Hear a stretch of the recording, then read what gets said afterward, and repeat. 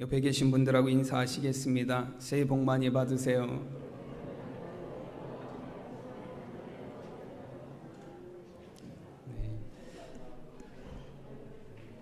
2023년 새해가 시작되었습니다. 여러분, 새해에도 하나님이 주시는 복이 충만한 귀한 한 해가 되시기를 바랍니다. 여러분, 하나님이 주시는 복을 누리며 살아가는 귀한 한 해가 될 수 있기를 바랍니다. 우리가 새해를 시작하고 이제 새해에는 여러 가지 기대와 소망을 가지고 시작합니다. 여러분, 새해에 계획하고 계신 일들, 기대하고 계신 일들 있으신가요? 네. 연말에는 이제 어제도 말씀드렸듯 어느새 아마 2023년 연말이 돼 있을 것 같아요. 연말에는 여러분 올해 계획하시고 또 소망하셨던 일들을 하나님 안에서 이루는 귀한 한 해가 되시기를 축원합니다. 오늘은 저희가 사도행전 2장 46절에서 47절의 말씀을 함께 봉독했습니다. 말씀의 제목은 회복입니다. 우리 다 함께 제목을 따라 하시겠습니다. 회복. 아멘. 여러분, 오른편에 보시면 올해 저희 교회 2023년 주제와 표어가 이렇게 현수막으로 크게 걸려 있습니다. 혹시 안 보이시는 분 계신가요? 잘 보이시라고 크게 글씨를 만들었습니다. 그래서 올해 저희가 갖고 있는 주제는 회복이에요. 그래서 우리 성원교회가 올해 예배가 회복이 되는 한 해가 될 수 있기를 바랍니다. 여러분, 기도가 회복이 될 수 있는 귀한 한 해가 되시기를 바랍니다. 또 하나님 서로 사랑하며 섬김이 회복이 되는 우리 성은교회가 될 수 있기를 간절히 축원합니다. 여러분, 사도행전 2장 이제 마지막 부분, 이 43절에서 47절 마지막 부분의 말씀에는 이제 우리가 항상 이상적인 교회라고, 어떻게 보면 교회 중에 가장 교회다운 모습을 고르라고 하면 그 성경에서 이 본문을 택합니다. 예루살렘 교회, 처음에 세워졌던 그 초대교회가 정말로 이상적인 모습을 갖고 있었고 교회다운 교회의 모습을 갖고 있었다라는 거예요. 그래서 지금도 많은 교회들이 아마 올해도 새해 표어를 정한 교회들 중에 초대교회로 돌아가자 그런 표어를 세운 교회들도 있을 거예요. 그만큼 가장 교회다운 교회였고 가장 이상적인 모습을 가진 교회였습니다. 여러분, 우리가 오늘 본문의 말씀을 통해서 우리가 그 예루살렘 교회와 같이 교회다운 교회의 모습을 회복할 수 있는 여러분 그런 시간이 될 수 있기를 바랍니다. 여러분, 그 리서치 기관에서 GN컴 리서치라는 기독교 그 설문조사 기관에서 사람들한테 이런 질문을 했어요. 당신이 생각하는 가장 이상적인 교회의 모습은 어떠합니까? 라는 질문을 했어요. 1000명한테 설문조사를 했어요. 근데 그 중에 60%, 1등으로 내가 생각하는 이상적인 교회는 이런 교회입니다 라고 대답한 게 어떤 거냐면 예배 중심의 교회라고 대답을 했어요. 여러분, 교회가 가장 교회다운 모습은 예배가 드려지는 교회예요.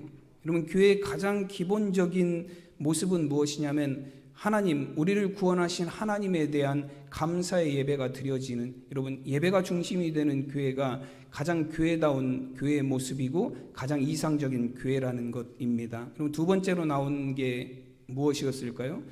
교회의 가장 이상적인 교회의 모습 두 번째로는 기도하는 교회예요. 여러분, 20%의 사람들이, 60%의 사람들이 예배 중심의 교회, 20%의 사람들이 기도 중심의 교회, 그리고 세 번째로 나온 게 도덕적인 교회입니다. 하나님의 말씀으로 세상을 살아가는 사람들이 모인 곳이라는 의미를 갖고 있어요. 여러분, 정말로 세상 사람들도 마찬가지이고 성경에서도 마찬가지고 정말로 교회가 교회다워지기 위해서는 예배가 회복이 되어야 되고 기도가 회복이 되어야 되고, 여러분, 우리가 사랑으로 섬기는 섬김의 삶이, 말씀 안에 섬기는 섬김의 삶이 회복이 되어야 됩니다. 여러분, 그것이 참된 교회의 모습이고 이 땅에 교회가 존재함으로 세상에 나누어야 될 하나님의 사랑이기도 합니다. 여러분, 정말 우리 성은교회가 2023년에는 모든 예배가 회복이 되고 기도가 회복이 되고 섬김이 회복이 되는 그런 한 해가 될 수 있기를 바랍니다. 먼저 오늘 예배에 관한 말씀을 드리면 오늘 2장 46절 초반절 말씀에 보면 날마다 마음을 같이하여 성전에 모이기를 힘쓰고 라고 말씀합니다. 여러분, 예루살렘 교회는 성전에 모이기를 힘쓰는 교회였어요. 여러분, 이 힘쓴다라는 표현은 어떤 의미를 갖고 있냐면 최선을 다한다라는 의미를 갖고 있어요. 오고 싶으면 오고 말고 싶으면 말고가 아니라, 시간 나면 오고 시간 안 나면 오고가 아니라, 일어나면 오고 못 일어나면 오고가 아니라, 내가 성전에 가기 위해서 최선을 다한다라는 걸 의미합니다. 요즘에 뭐 영상 예배들을 많이 드리죠. 제가 영상 예배가 나쁘다고 말씀드리는 거 아니에요. 지금도 아마 영상으로 예배 드리고 계신 분들이 있을 거예요. 영상 예배가 나쁘다는 게 아니라, 하나님이 우리에게 보시는, 정말로 하나님이 기뻐하시는 예배는 무엇이냐면, 내가 드리는 예배가 너의 지금 최선이냐라고 물으시는 거예요. 내가 지금 드리는 이 예배가 하나님 앞에 드리는 최선이냐를 하나님이 보신다라는 것입니다. 여러분, 우리가 정말로 최선의 예배를 하나님 앞에 드릴 수 있는, 최선의 예배가 회복이 되는 우리 성도님들이 되시기를 바랍니다. 코로나19를 지나면서 예배드리고 모이는 것이 굉장히 부담스럽고 어려웠어요. 그래서 저희도 뭐 시골에서 한참 코로나가 유행할 때 경고도 굉장히 많이 받았습니다. 도청에서, 도지사도 공문을 보내고 군청에서도 보내고 예배드리지 말라고, 모이지 말라고 뭐 몇 번이나 경고를 많이 받기도 했어요. 근데 나중에는 뭐 20명만 모여서 예배를 드려라. 근데 굉장히 어려운 시기를 지나왔어요. 속회 예배도 절대 하지 말아라, 성가대 하지 말아라, 기도도 소리내서 하지 말아라, 찬송도 크게 하지 말아라, 여러 가지 예배를 드리는데 예배를 드릴 수 없는 조건들이 굉장히 많이 있었어요. 그래서 어려운 시기를 우리가 지나왔습니다. 당시 뭐 인터넷에는 이런 사진들도 돌아다니고 있었어요. 그냥 여러분 한번 재밌게 보시라고 제가 사진 하나를 준비했습니다. 이런 사진 혹시 보신 적 있으신가요? 예수님이 제자들과 최후의 만찬을 하시는데 경찰이 들이닥쳤어요. 왜 그렇죠? 13명이 모였기 때문에 그래요. 그래서 경찰들이 와서 4명씩 쪼개놨죠. 예, 따로따로 모이라고. 이게 그런 걸 상징하는 그림이에요. 당시 이런 그림이나 이런 사진들이 막 인터넷에 돌아다니면서 교회에서 모이는 것 자체를 굉장히 부정적인 시각으로 바라봤습니다. 그래서 성도들도 교회에 나오면서도 불안해요. 안 나와도 불안한데 나와도 불안해요.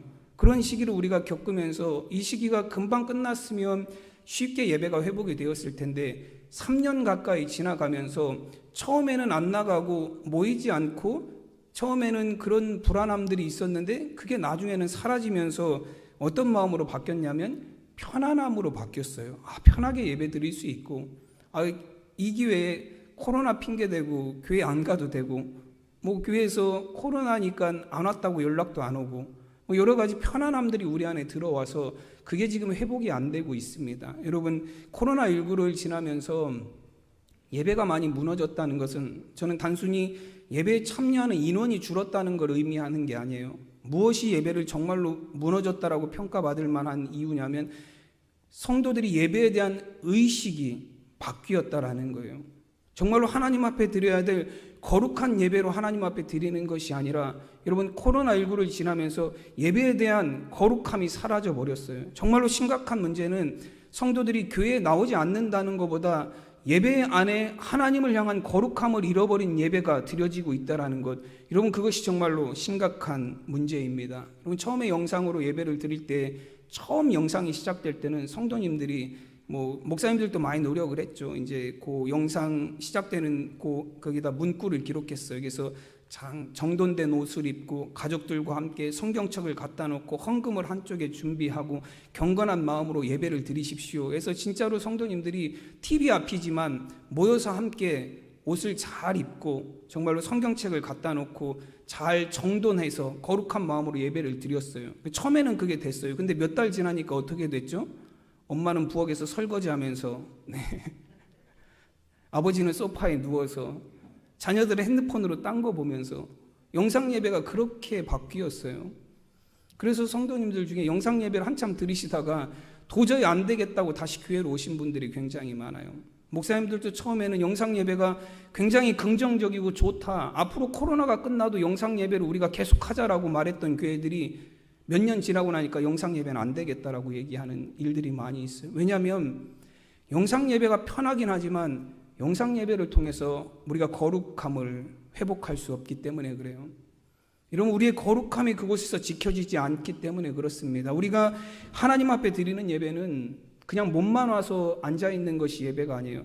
우리의 거룩함을 하나님 앞에 드리는 것이 진정한 하나님이 받으실 만한 예배입니다. 여러분, 예배에서 거룩이 빠지면, 구별됨이 빠지면 그것은 더 이상 예배라고 볼 수가 없어요. 말라기서에 보면 하나님께서 이스라엘 백성들의 제사를 책망하세요. 왜 책망하시냐면 그들이 하나님 앞에 예배를, 제사를 안 드려서 책망하는 게 아니에요.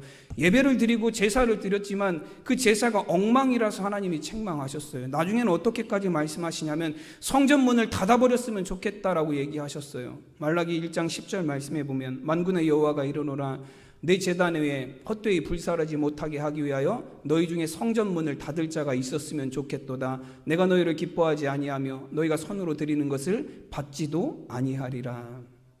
이거 하나님께서 하신 말씀이에요. 내가 너희가 드리는 제사, 그 예배 받지 않겠다. 헛되이 와서 그냥 불만 지르고 돌아가는 그런 제사 누가 받겠느냐라는 거예요. 난 너희들이 성전에 못 들어오도록 성전문을 그냥 콱 닫아버렸으면 좋겠다라고 하나님이 말씀하셨어요. 여러분, 얼마나 그들이 드리는 제사가 엉망이었으면, 얼마나 그들이 드리는 그 제물들이 엉망이었으면 하나님이 이런 말씀을 하셨겠습니까? 말라기 1장 13절에 보면 만군의 여호와가 이르노라 너희가 또 말하기를 이 일이 얼마나 번거로운 거 하며 코웃음치고 훔친 물건과 저는 것 병든 것을 가져왔느니라.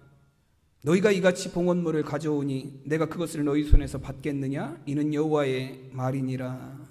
그럼 하나님 앞에 드리는 예배를 번거롭게 여기고 아무렇게나 드리면서 하나님이 어떻게 알겠어라고 코웃음 친다라는 거예요. 훔친 거, 다리 저는 거, 병든 거 갖다 드리면서 이거 다 잡아서 드리면, 다 태워드리면 이게 훔친 건지 병든 건지 다리 저는 건지 어떻게 알겠느냐라는 거예요. 여러분, 이렇게 하나님 앞에 드리는 제사를 이스라엘 백성들이 멸시했어요. 거룩함이 사라져 버렸습니다. 그래서 하나님이 그들의 예배는 받지 않으시겠다라고, 성전문을 닫아버리겠다라고 말씀하셨습니다. 여러분, 예배가 회복이 되어야 합니다. 단순히 예배에 참여하는 인원이 회복이 되는 것이 아니라 우리가 정말로 영과 진리로 드리는 거룩한 예배가 하나님 앞에 회복이 되어야 합니다. 여러분, 정말 우리가 최선으로 거룩하게 하나님 앞에 예배를 드릴 수 있는 성도님들이 되시기를 바랍니다. 로마서 12장 1절 말씀에 보면 그러므로 형제들아 내가 하나님의 모든 자비하심으로 너희를 권하노니 너희 몸을 하나님이 기뻐하시는 거룩한 산제물로 드리라. 이는 너희가 드릴 영적 예배니라 말씀합니다. 여러분, 영적 예배라는 말씀이 맨 마지막 구절에 나와요. 이 영적 예배라고 할 때 영적이다라는 표현이 헬라어로 보면 로기코스라는 단어를 사용했습니다. 그게 어떤 의미냐면 합리적인, 합당한, 마땅한이라는 의미를 갖고 있어요.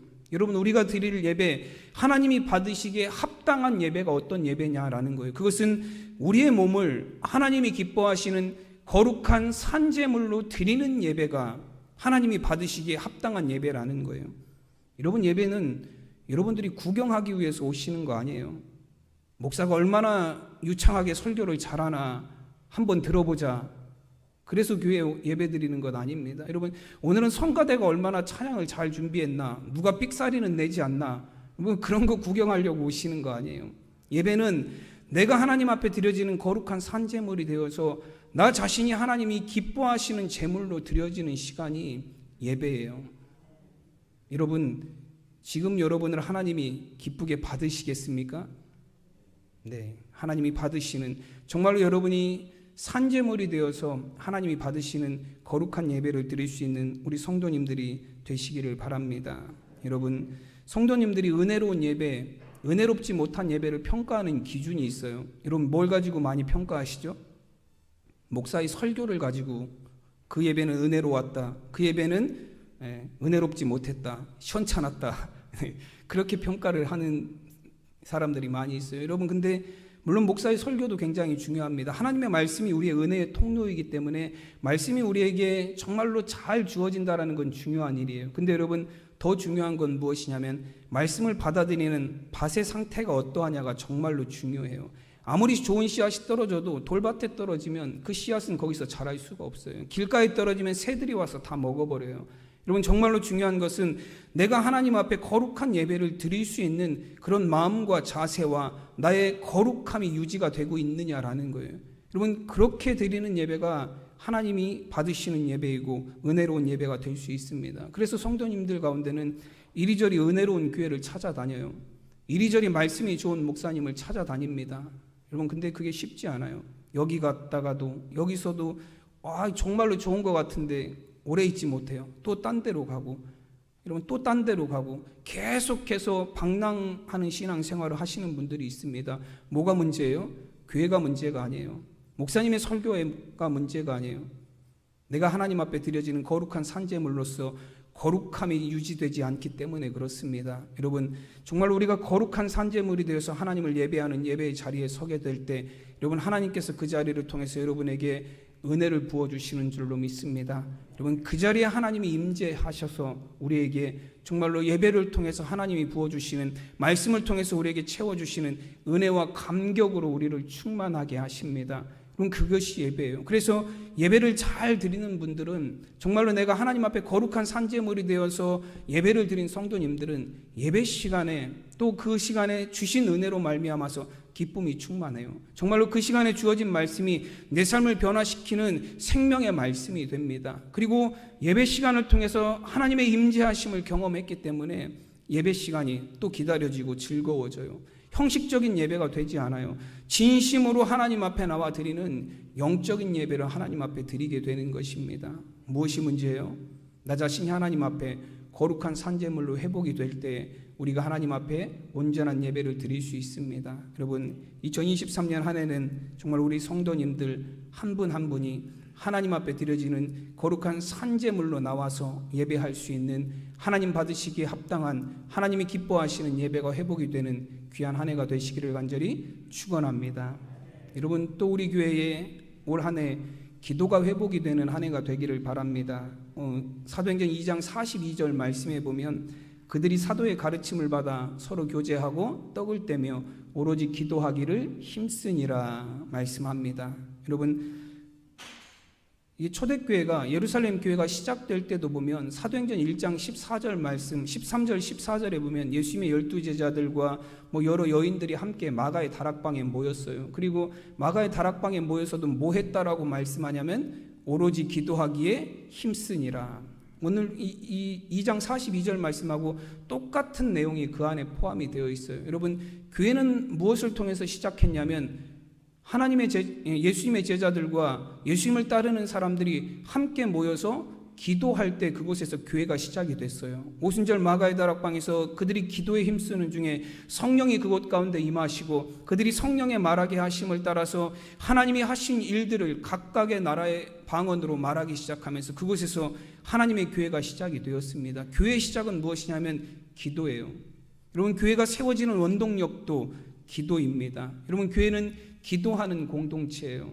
예수님께서 6월절에 예루살렘을 찾아가셨어요. 그리고 예루살렘에 있는 성전에 가셨습니다. 근데 성전에 예수님이 가셔서 봤더니 성전에 어떤 사람들이 가득해요? 기도하는 사람들이 가득했나요? 장사하는 사람들이 가득했어요. 양과 염소를 팔고 비둘기를 팔고 그리고 거기서 성전세를 내기 위해서 성전 세계를 로마의 그 화폐를 성전 세계로 바꿔주는 환전해주는 자들이 있었습니다. 그리고 그들은 장사를 통해서 거기서 이득을 남겼어요. 그 재물을 파는 사람들은 최고 10배까지도 폭리를 취했다 그래요. 밖에서 100원이면 성전 안에서 사면 1000원이에요. 근데도 왜 그걸 사야만 하죠? 밖에서 사는 거는 제사장들이 인정을 안 해줘요. 흠이 있다고, 티가 있다고 안 받아주는 거예요. 그래서 어쩔 수 없이 성전 안에서 비싸지만 성전 안에서 그 재물을 사서 제사를 드려야 되는 거예요. 여러분 성전 세겔로 돈을 바꿔줍니다. 이스라엘 백성들은 꼭 이제 유대인들은 성전세를 내야 되거든요. 그걸 내기 위해서는 성소의 금화로 바꿔서 내야 돼요. 그래서 그 사람들이 로마의 화폐를 사용하다가도 그 성전세를 낼 때는 세겔로 바꿔야 돼요. 그 바꿔주는 과정에서 똑같이 바꿔주는 게 아니라 100원을 바꾸려면 얼마를 내야 되냐면 125원을 내야 돼요. 25%의 수수료가 붙었죠. 성전 안에서 부당한 이익, 그걸 다 누가 가져가는 거예요? 대제사장들, 그리고 성전을 맡은 자들, 성전에서 있는 종교 지도자들이 그 부당한 이득을 다 취하는 거예요. 예수님이 그걸 보면서 정말로 그들의 상을 다 둘러 엎으시면서 예수님이 뭐라고 말씀하시냐면 마태복음 21장 13절에 보면 그들에게 이르시되 기록된 바 내 집은 기도하는 집이라 일컬음을 받으리라 하였거늘 너희는 강도의 소굴을 만드는도다 하시니라 말씀합니다. 여러분 예수님이 하신 이 말씀에는 어떤 의미가 있어요? 하나님의 성전은 기도로 세워져 가야 되는 곳인데 너희가 장사하고 매매하고 부당한 이익을 취해서 그 부당한 물질로 하나님의 교회를 세워가고자 하느냐라는 거예요. 여러분, 하나님의 교회는, 하나님의 성전은 성도들의 기도로 세워져 가는 곳입니다. 교회는 단순히 건물이 아니에요. 단순히 건물을 유지하는 것이 교회가 아니라 여러분, 하나님의 부르심을 받은 성도들이 함께 모여서 기도하는 공동체가 교회예요. 우리 성현교회가 좋은 건물을 갖고 있지만 이 건물이 사라지면 교회가 사라지나요? 그렇지 않아요. 기도하는 성도들이 모여있는 한 우리 성은교회는 절대로 사라지지 않습니다. 여러분, 세상의 많은 교회들은, 건물의 교회들은 사라졌어요. 지금도 소아시아의 7교회라 그래서 우리가 요한계시록에서 보잖아요. 소아시아의 7교회들은 건물의 흔적들만 남아있어요. 가서 보면 기둥만 하나 남아있고 2000년이 지나면서 교회들은 사라졌어요. 그렇다고 그래서 여러분, 이 땅에 하나님의 교회가 사라진 건 아니에요. 건물로서의 교회는 사라졌지만 여러분, 정말로 하나님의 부르심을 받은 기도 공동체로서의 교회는 이런 온 세상에 더욱더 부흥해서 온 세상에 지금도 세워져 있습니다. 여러분, 예수님께서 제자들과 함께 예루살렘에 들어오셔서 헤롯 성전, 그때 마침 헤롯 성전이 지어지고 있던 때예요. 솔로몬 성전도 무너졌고 스룹바벨 성전도 무너졌어요. 근데 헤롯 대왕이 이 유대인들의 환심을 사기 위해서 제3성전을 그때 막 건설하고 있었습니다. 근데 그 제3성전은 얼마나 아름답고 웅장했는지 솔로몬의 성전보다 크기가 2배나 됐다 그래요. 그리고 얼마나 아름다웠는지 그 헤롯 성전에 관해서 당시 문헌에 보면 이런 기록들이 있어요. 이 성전을 보지 못한 자는 아름다움을 논할 자격이 없다. 그럴 정도로 당시 그 역사 문헌에 기록이 되어 있어요. 이 헤롯 성전이 얼마나 아름다운 성전이었는지 그 성전을 보지 않으면 아름다움에 대해서 평가할 자격이 없다라고 말할 정도였습니다. 그래서 제자들이 그 성전을 보면서 감탄을 했습니다. 예수님께 이런 이야기를 해요. 마가복음 13장 1절에 보면 예수께서 성전에서 나가실 때 제자 중 하나가 이르되 선생님이여 보소서 이 돌들이 어떠하며 이 건물들이 어떠하니이까. 예수님께 물은 거예요. 예수님, 저 성전을 보십시오. 저 돌들이 얼마나 아름답습니까? 저 건물들이 정말로 웅장하고 훌륭하지 않습니까? 그런 질문이에요. 근데 예수님께서 그 질문에 대해서 뭐라고 이야기하셨습니까? 마가복음 13장 2절에 보면 예수께서 이르시되 내가 이 큰 건물을 보느냐 돌 하나도 돌 위에 남지 않고 다 무너뜨려지리라 하시니라. 예수님이 하신 말씀이에요. 너희는 이 크고 웅장하고 아름다운 건물을 보냐? 이 건물은 돌 위에 돌 하나도 남지 않고 다 무너져 내릴 것이다 라고 말씀하셨어요. 여러분, 예수님이 말씀하신 지 몇 년 만에 헤롯 성전이 무너진 줄 아시나요? 6년 만에 무너져요. AD 64년에 성전이 완공이 됐고 AD 70년에 로마 티투스 장군에 의해서 성전이 싹 무너집니다. 뭐만 하나 남았어요? 이스라엘의 성지순례 가면 꼭 가는 곳, 통곡의 벽. 그거 하나만 남고 성전이 다 무너졌어요. 여러분, 예수님이 하신 말씀의 의미는 무엇이에요? 교회는 건물이 아니에요. 교회는 세상의 물질로 세워지는 것이 아니라 하나님의 부르심을 받은 성도들이 함께 모여서 기도함으로 통해서 세워지는 곳이 바로 교회라는 공동체입니다. 여러분, 우리 교회가 건물은 사라져도 우리 성도님들이 함께 모여서 기도할 때 우리 성은교회는 여전히 하나님이 기뻐하시는 교회 공동체로 세워질 수 있는 것입니다. 여러분, 많은 교회들이 기도가 사라지는 이 시대를 살고 있어요. 코로나19로 인해서 경제적인 타격을 받았지만 그것도 걱정할 일이지만 더욱 큰 걱정은 예배와 기도의 자리가 비었다라는 거예요. 예배의 자리와 기도의 자리가 점점 비어져 가고 있다는 것입니다. 여러분, 우리나라가 정말로 새벽 기도로 우리나라가 세워졌다라고 말할 정도로 새벽 기도는 우리나라의 교회뿐만 아니라 우리나라를 세워나가는 근간이 되었다라고 말해요. 빌리 그레함 목사님도 우리나라에 와서 처음 한 얘기가 뭐냐면 한국에 와서 처음 아침에 듣는 소리는 새벽 기도의 종소리다. 하나님이 복 주시는 나라가 될 것이다라는 이야기를 하셨어요. 근데 여러분, 기도의 자리가 점점 비어져 가고 있어요. 그 대신 그 자리를 무엇가 채워가죠?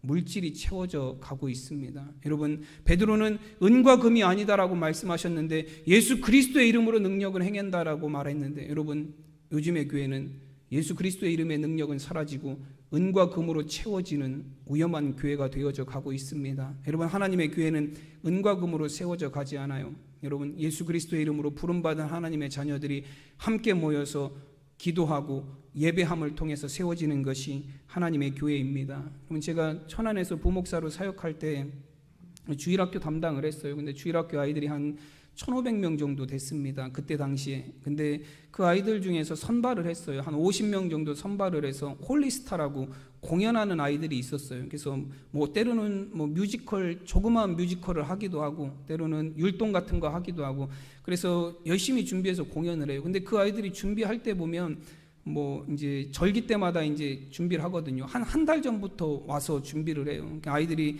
한 저녁 먹고 7시에 교회에 와서 밤 10시, 11시까지 연습을 합니다. 그러면 저희 부목사들은 그때까지 다 대기해요. 왜 대기하냐면 그 50명 아이들을 집에 다 태워다 줘야 돼요. 그래서 우리도 순번을 정해서 저희도 오늘은 누구 남아서 3코스, 4코스 해서 아이들을 태워다 줬던 기억이 있어요. 근데 여러분, 그 아이들이 50명이 정말 재능 있는 아이들을 선발해서 하는 거죠. 그 아이들이 근데 그 연습을 하기 위해서 모여서 가장 먼저 하는 게 뭐냐면 1시간 기도예요. 7시에 모이면 8시까지는 무조건 기도해요. 1시간 먼저 기도하고 아이들이 통성으로 다 같이 자신들의 공연을 위해서 기도하고 나서, 그리고 나서 연습을 해요. 기도가 없는 연습은 하지 않아요. 기도가 없는 공연은 하지 않습니다. 기도가 없는 행사는 치러지지 않아요. 여러분, 기도한다라는 건 어떤 의미를 갖고 있죠? 하나님이 하신다라는 믿음이에요. 여러분, 기도하지 않으면 내가 하지만 기도하면 누가 하시는 거예요? 하나님이 하시는 겁니다. 여러분, 하나님의 교회가 왜 기도 공동체이어야 되냐면 하나님의 교회는 사람이 세워나가는 곳이 아니기 때문에 그래요. 하나님이 세워나가시는 곳이 교회입니다. 하나님의 교회입니다. 그래서 성도는 반드시 기도해야 돼요. 여러분, 교회 공동체는 반드시 기도가 회복이 되어야 됩니다. 왜냐하면 교회는 하나님이 세워가시는 하나님의 공동체이기 때문에 그렇습니다. 여러분, 우리 교회 안에 또 올 한 해 우리 성도님들의 신앙생활 안에도 기도가 회복이 되기를 원합니다. 여러분, 새벽기도에 꼭 직분자 되시는 분들은 일주일에 한 번이라도 꼭 참여하시기를 바랍니다. 여러분, 새벽기도가 아니더라도 여러분 꼭 시간을 구별하여서 하나님 앞에 기도하는 시간을 갖는 우리 성도님들이 되시기를 바랍니다. 여러분, 교회에서 여러분 새벽기도에, 중보기도에, 어떤 기도 모임에 열심히 참여하셔서 여러분 함께 기도함으로 여러분 하나님의 교회를 세워나갈 수 있는 우리 성도님들 되시기를 간절히 축원합니다. 마지막으로 우리가 올해 회복해야 될 게 여러분 사랑으로 섬기는 섬김이 회복되기를 원합니다. 오늘 46절 후반절 말씀에 보면 집에서 떡을 떼며 기쁨과 순전한 마음으로 음식을 먹고라고 말씀합니다. 여러분, 이 46절 후반절 말씀이 메시지 성경에는 이렇게 번역이 되어 있어요. 식사 때마다 즐거움이 넘쳐 흐르는 축제였다. 그렇게 기록이 되어 있습니다. 여러분, 모여서 기도하고 예배드리고 식사의 교제를 나누는데 그 식사의 자리가 정말로 즐거움이 넘치는 축제와도 같았다라고 말씀하세요. 오늘날 교회에서는 정말로 생각해보기 어려운 것 같아요. 여러분, 교회마다 어려운 문제가 뭐냐면 식사 준비 때문에 어려워요. 먹는 분들은 즐겁죠. 근데 누구는 안 즐거워요? 준비하시는 분들이 안 즐거워요. 섬김이 즐거워야 되는데 섬김을 받는 사람들은 즐거운데 섬기시는 분들은 정작 즐겁지 않은 것 같아요. 여러분, 그래서 오늘날 교회마다 이 식사 문제, 청소 문제, 그리고 섬겨야 될 사역의 문제를 어떻게 해야 될지 정말로 고민이 많아요. 저도 뭐 연말만 되면 항상 골치 아픈 게 뭐냐면 그만두겠다는 분은 많은데 하겠다는 분은 없어요. 네. 연말만 되면 오셔서 목사님 저 정말로 1년 열심히 했으니까 올해까지만 하겠습니다. 그렇게 얘기를 하세요. 그러면 저는 그분이 그만두면 누군가는 그 자리를 채워야 되잖아요. 그래서 다른 분들은 아무리 섭외하려고 해도 하신다는 분은 없어요. 그래서 어쩔 수 없이 다시 되돌아가요. 1년만 더 해주세요. 내년엔 안 붙잡을게요. 그래서 약속해놓고 잡았는데 내년에 가면 어때요? 또 없어요. 그래서 다시 번복해서 한 해만 더 해주십시오. 여러분, 이런 일들이 지금 교회 안에 반복이 되고 있어요. 섬김이 우리 안에서 사라지고 있습니다. 여러분, 근데 섬김이라는 게 정말로 기쁨이에요. 우리가 신앙생활을 하고 하나님이 우리에게 주시는 은혜를 받고 그 은혜가 나가는 통로가 어디냐면 섬김을 통해서 그 은혜가 나가야 돼요. 여러분, 이스라엘에 가면 사해가 있죠. 사해는 죽은 바다라고 부릅니다. 그 바다는 왜 죽은 바다죠? 물이 들어오긴 하지만 나가진 않아요. 그게 굉장히 낮아요. 사해라는 바다가 이 지표면보다 엄청 낮은 데 있기 때문에 받아들이긴 하지만 내보내지는 못해요. 그래서 염분의 함량이 굉장히 높습니다. 저도 이제 한 17년 전에 성지순례 갔었어요. 그때 사해 아무 뭣도 모르고 저는 수영복 입고, 제가 이제 전도사 때 갔으니까 목사님들은 아무도 안 들어가신대요. 전도사들이 대표로 들어가래요. 그래서 전도사 3명이 수영복을 입고 사해에 들어갔어요. 못 모르고 수영한다고 한번 쭉 했더니 이게 염도가 얼마나 높은지 한번 팔을 뻗었더니 머리가 바닥으로 쑥 들어가더라고요. 뒷다리가 뜨면서.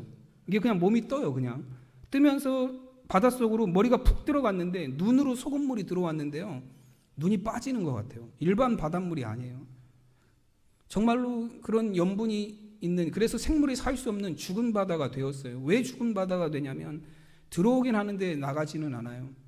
우리가 하나님의 은혜를 받았고 그 은혜가 정말로 우리의 삶의 기쁨이 되기 위해서는, 그 은혜가 정말로 우리의 삶에 여러분 넘치기 위해서는 그 받은 은혜로 섬기는 삶을 살아야 돼요. 통로가 바로 섬김이고 봉사입니다. 그때 우리가 정말로 하나님이 주시는 참 기쁨을 누릴 수 있어요. 받기만 하는 기쁨이 아니라 내가 받은 것을 나눔을 통해서 우리 안에 하나님이 주시는 기쁨이 회복이 되기 시작이 됩니다. 여러분, 오늘 말씀 이제 46절 후반절에 집에서 떡을 떼며 라는 표현을 보면 다른 번역 성경에 뭐라고 되어 있냐면 집집마다 돌아가며 빵을 떼며 라고 되어 있어요. 집집마다 섬기는 일에 헌신했다라는 거예요. 한 집도 빠지지 아니하고 즐거움으로 서로 빵을 떼는 일에 섬기면서 기쁨을 누렸던 공동체가 초대교회 공동체입니다. 여러분, 섬김의 기쁨이 회복이 되는 2023년이 되기를 바랍니다. 예전에 목사님들이 많이 하셨던 얘기 중에 천국과 지옥에 관한 얘기를 하신 적이 있어요. 여러분, 뻗정팔 아시죠? 들어보셨을 것 같아요. 천국이나 지옥이나 똑같다는 거예요. 뻗정팔을 가진 사람들이 있고 식탁이 차려져 있대요. 근데 지옥은 왜 지옥이냐면 뻗정팔을 가진 사람들이 뻗정팔로 음식을 집어서 어떻게 하려고 그러니까 지옥이에요? 내가 먹으려고 하니까. 여러분, 이거 안 굽혀지면 드실 수 있을까요? 오늘 여선교에서 맛있는 식사를 준비하셨는데 여러분 이따 한번 해보세요. 굽히지 않고 먹기. 굽히지 않고 먹으려면 어떻게 먹어야 될까요? 던져야 될 거, 숟가락을 이렇게 툭 튀겨서 받아먹는 수밖에 없을 것 같아요. 지옥은 그렇다는 거예요. 서로 뻗정팔이면서도 자기만 먹으려고 하다 보니까 난장판이에요. 근데 천국은 어때요? 그 뻗정팔로 뭐 하는 거죠? 남을 먹여주는 거예요. 섬겨주는 것이 천국이라는 얘기. 예전에 목사님들이 많이 하셨던 이야기입니다. 여러분, 우리 안에 섬김이 회복이 될 때 거기에 기쁨이 회복이 되고, 여러분 거기에 정말로 즐거움이 회복이 됩니다. 로마서 12장 5절 말씀에 보면 이와 같이 우리 많은 사람이 그리스도 안에서 한 몸이 되어 서로 지체가 되었느니라 말씀합니다. 섬김이 정말로 기쁨이 될 수 있는 이유는 무엇이냐면 우리는 한 몸이기 때문에 그래요. 우리는 하나이기 때문에 섬김을 통해서 참 기쁨을 누릴 수 있습니다. 우리가 하나라는 건 뭘 의미하죠? 내가 저 사람을 섬기면 저 사람에게만 좋은 게 아니라 그게 누구에게도 좋은 거예요? 나에게도 좋은 거예요. 여러분, 입이 음식을 먹지만 입이 음식을 먹으면 입만 즐겁나요? 아니에요. 우리 온몸이 즐거운 거예요. 입을 통해서 먹은 음식이 우리 안에 들어가서 소화가 돼서 우리 손에도 힘이 생기게 하고 머리에도 회전할 수 있는 힘이 되고 우리의 발도 뛸 수 있는 힘이 되어주는 거예요. 온몸이 기쁘고 즐거운 것이 한 몸이다라는 것의 의미예요. 여러분, 우리가 한 몸이 되었기에 섬김은 우리의 기쁨이 될 수 있고 즐거움이 될 수 있습니다. 여러분, 지금 교회 학교도 그렇고 여러분 교회 섬김의 자리에 많이 부족한 상황입니다. 여러분들 섬김을 회복할 수 있는, 결단할 수 있는, 그래서 우리의 신앙의 참된 기쁨이 회복이 될 수 있는 귀한 한 해가 되시기를 간절히 축원합니다. 2023년은 우리 모든 성은교회 성도님들의 삶에 온전한 예배가 회복이 되고 기도 생활이 회복이 되고 섬김이 회복이 되는 한 해가 되시기를 간절히 축원합니다. 기도하겠습니다. 하나님의 은혜와 사랑을 감사드립니다. 하나님 2022년 한 해도 하나님 은혜 가운데 살아왔습니다. 새로운 한 해도 우리에게 허락해 주셔서 아버지 하나님, 이제는 우리가 회복이라는 주제를 가지고 하나님 한 해를 시작하게 하시니 감사드립니다. 아버지 하나님, 2023년 새로운 한 해 우리 성도들의 예배가 회복이 되게 하시고 기도가 회복이 되게 하시고 사랑의 섬김이 회복이 되게 하여 주셔서 정말 우리 성도들의 삶을 통하여 하나님 앞에 영광이 되며 하나님이 주시는 참된 기쁨을 누리며 살아가는 온전한 우리 성은 공동체가 되게 하여 주시옵소서. 감사하며 우리 주 예수 그리스도의 이름으로 기도드리옵나이다.